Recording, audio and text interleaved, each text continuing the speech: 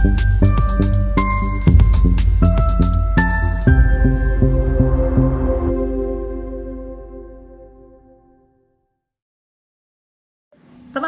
shalom, puji Tuhan. Kita melihat di sekeliling kita, bahkan di mana-mana banyak orang yang tadinya tidak percaya kepada Tuhan Yesus. Mereka fanatik terhadap kekristenan, bahkan mereka membenci setiap orang Kristen, bahkan gereja, bahkan nama Tuhan dicela oleh mereka. Tetapi kita melihat bagaimana karya Tuhan di tengah-tengah dunia ini, bahkan di sekeliling kita, bahwa banyak orang Muslim yang kemudian percaya kepada Tuhan, menerima Tuhan Yesus sebagai Tuhan dan Juru Selamat, bahkan mereka menjadi hamba Tuhan.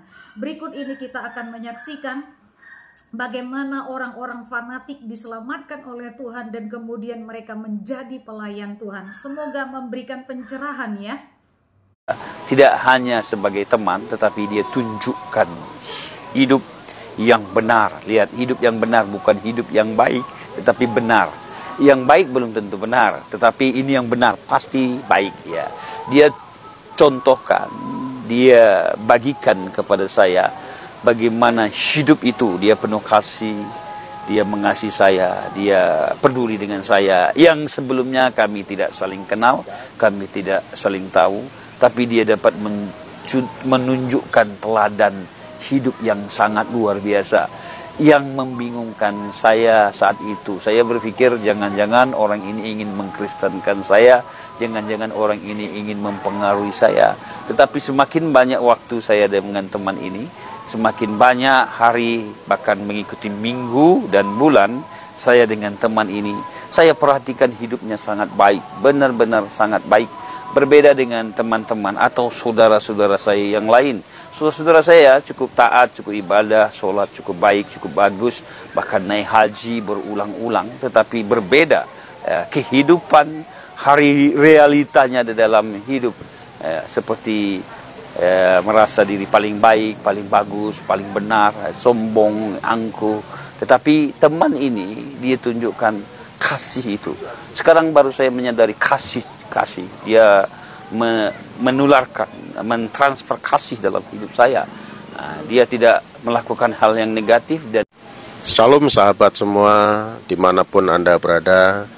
Pada saat ini saya Pastor Cornelius Rahtomo Jati ingin berbagi kesaksian tentang hidup, tentang bagaimana saya menerima Yesus sebagai Tuhan dan Juru Selamat saya, sehingga saya sangat yakin bahwa Tuhan Yesus itulah Tuhan yang benar. Jadi saya terima Yesus tahun 95 karena perjumpaan saya dengan Tuhan Yesus melalui saya pergi ke gereja diajak oleh teman saya dalam suatu ibadah, dan di situ saya mengalami perjumpaan secara pribadi dengan Tuhan Yesus. Sehingga melalui perjumpaan pribadi dengan Tuhan Yesus itu saya meninggalkan manusia lama saya dan saya hidup baru di dalam Tuhan. Sehingga saya memberi diri dibaptis, terima Yesus sebagai Tuhan dan Juru Selamat saya. Dan kehidupan lama saya itu telah dikuburkan melalui baptisan itu, dan saya hidup baru bersama dengan Tuhan Yesus. Kenapa saya sangat yakin dengan iman saya kepada Tuhan Yesus? Karena Tuhan Yesus itu memberikan jaminan keselamatan yang pasti. Bukan mudah-mudahan, tapi jaminan yang pasti, yaitu ada di dalam Yesus Kristus Tuhan. Untuk itu saya sangat yakin. Demikian juga dengan hambanya, Pastor Aliudin mungkin bisa menceritakan tentang pengalamannya, sehingga saat ini memiliki iman yang kokoh dalam Tuhan, bahkan dipakai Tuhan untuk melayani sebagai penginjil yang luar biasa. ya, salam saudara kasih dalam Kristus dimanapun Anda berada. Saya hari ini menyapa Anda saat hari ini. Ya, di situasi apapun, keadaan apapun, tetaplah bersukacita, tetaplah andalkan Tuhan. Tanpa Tuhan kita tidak dapat melakukan apa-apa. Tanpa Tuhan, dengan kata lain, sangat tidak berarti. Ya, saya sedikit menjelaskan bagaimana saya bisa berubah. Saya bisa percaya dengan Tuhan. Tadinya yang tidak suka dengan orang Kristen, yang sangat membenci orang Kristen, tetapi karena kasih anugerah Tuhan yang mempertemukan saya pribadi bersama-sama dengan Tuhan itu sendiri lewat perantaraan seseorang yang sangat cinta dengan Tuhan, yang betul-betul dia contohkan teladan hidup itu. Jadi hidup yang dibagikan kepada saya dan saya dapat merasakan kehidupan kebersamaan, persaudaraan, pertemanan yang sangat luar biasa. Tidak hanya sebagai teman, tetapi dia tunjukkan hidup yang benar. Lihat, hidup yang benar bukan hidup yang baik, tetapi benar. Yang baik belum tentu benar, tetapi ini yang benar pasti baik ya. Dia contohkan, dia bagikan kepada saya bagaimana hidup itu. Dia penuh kasih, dia mengasihi saya, dia peduli dengan saya. Yang sebelumnya kami tidak saling kenal, kami tidak saling tahu, tapi dia dapat menunjukkan teladan hidup yang sangat luar biasa, yang membingungkan saya saat itu. Saya berpikir jangan-jangan orang ini ingin mengkristenkan saya, jangan-jangan orang ini ingin mempengaruhi saya. Tetapi semakin banyak waktu saya dengan teman ini, semakin banyak hari, bahkan mengikuti minggu dan bulan saya dengan teman ini, saya perhatikan hidupnya sangat baik, benar-benar sangat baik. Berbeda dengan teman-teman atau saudara-saudara saya yang lain. Saudara-saudara saya cukup taat, cukup ibadah, sholat cukup baik, cukup bagus, bahkan naik haji berulang-ulang. Tetapi berbeda kehidupan hari realitanya di dalam hidup, seperti merasa diri paling baik, paling bagus, paling benar, sombong, angkuh. Tetapi teman ini dia tunjukkan kasih itu. Sekarang baru saya menyadari kasih. Dia menularkan, mentransfer kasih dalam hidup saya. Dia tidak melakukan hal yang negatif dan dia tidak berpikir negatif terhadap saya. Yang sebenarnya saya ini orang yang negatif, tetapi orang ini tidak berpikir negatif. Dia penuh kasih, dia mengasihi saya, dia peduli dengan saya, dia menyapa saya dengan hangatnya. Setiap hari banyak waktu saya habiskan dengan teman ini. Coba bayangkan, banyak waktu, berarti saya mengetahui siapa orang ini, pribadi orang ini. Saya butuh teman seperti ini, saya butuh dia ya. Saya butuh persaudaraan, saya butuh kehangatan, saya butuh kebersamaan, saya butuh teman. Saya dapati lewat seorang yang sangat sederhana. Apakah orang ini pendeta? Bukan pendeta, bukan penginjil, bukan guru agama, bukan juga tua-tua di gereja yang suka membantu di gereja. Tidak, tetapi orang yang sederhana. Dia tunjukkan hidup yang benar, yang baik, yang bagus itu. Jadi sekarang saya mengerti kekristenan itu bukan hanya agama, liturgi, kebiasaan, tetapi hidup ini yang dapat diteladani, dapat dicontohkan, dan saya dapat merasakan dia baik. Ya, dia bersama dengan saya, dia hidup bersama dengan saya. Saya dapat melihat contoh teladan, inilah kasih, inilah kebersamaan.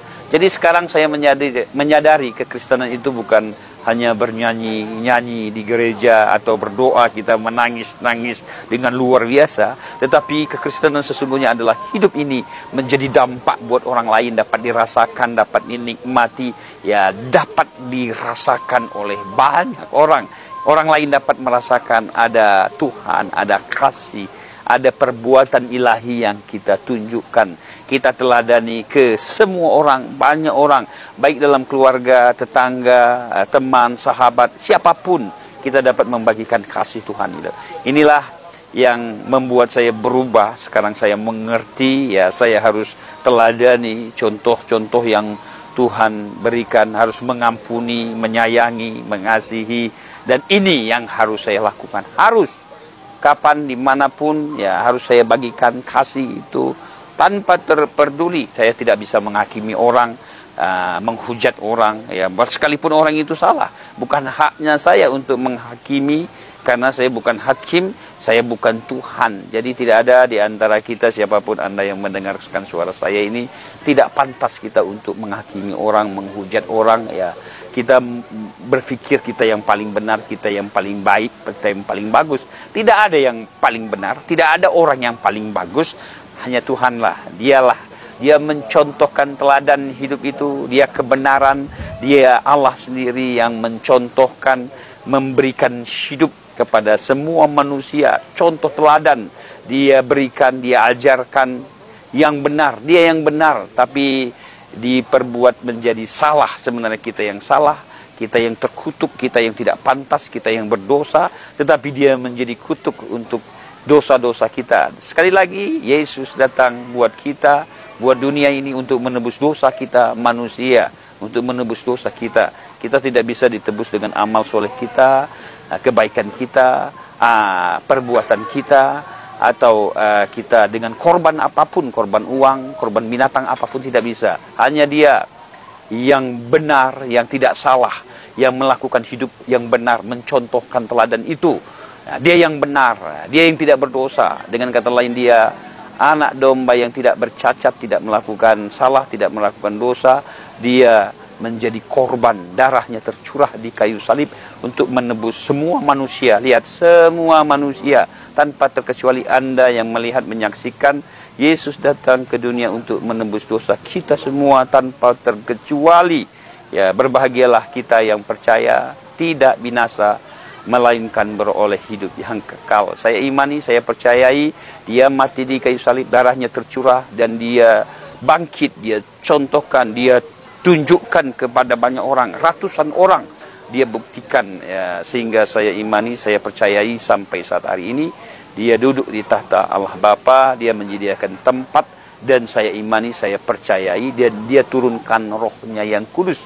Rohnya ada, rohnya hidup bersama dengan hidup saya, yang mengubah hidup saya, hati saya, pikiran saya, perasaan saya. Tuhan yang ubah. Guru saya, ustadz saya, orang tua saya tidak bisa mengubah saya, dan saya sendiri, saya tidak bisa mengubah hidup saya. Tetapi luar biasa, roh Tuhanlah yang telah menjamah, menyentuh hati nurani saya. Saya buka hati saya, sehingga Tuhan ada dalam hidup saya. Tuhan bersama dengan hidup saya sampai saat hari ini. Saya percayai, saya imani, saya teladani apa yang diperintahkan, yang diajarkan di dalam Injil. Sekarang mulai saat hari ini, Injillah kekuatan saya. Dialah penuntun hidup saya. Dialah kebenaran itu, dan saya imani, saya percayai sampai saat hari ini. Terima kasih dimanapun Anda berada. Tuhan Yesus memberkati. Salam damai, ya, dimanapun Anda berada. Terima kasih.